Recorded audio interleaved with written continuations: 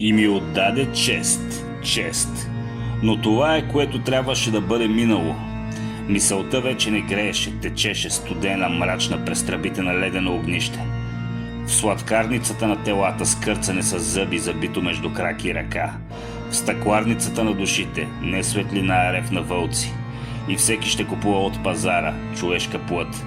И всеки ще търгува с белега, минало. Не питат, не спорят, най-важното за нас – не мислят. Роботизираният марш не е случайност, то е тактика на ада. И всички ще воюват не с автомати, а с протоколи, чест в код. Воинството на ада ще бъде изрядно, сатанизирано, заредено, дехуманизирано. Електроника античовешка от време мъртвешко.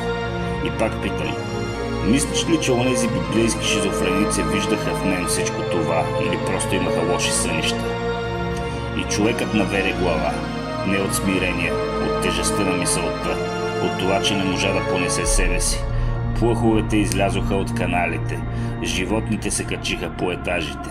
Човекът беше изгонен от собствения си дом, от самия си образ. И блажени станаха бездомните, лудите, криминалните, защото нямаха къде да бъдат изгонени, защото вече бяха там, където никой не искаше да погледне.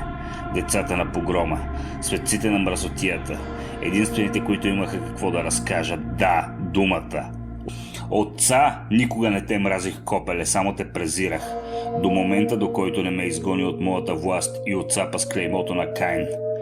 Свири тромпетите, Гаврейл, ако ти стиска. Аз казах край. Накажи ме.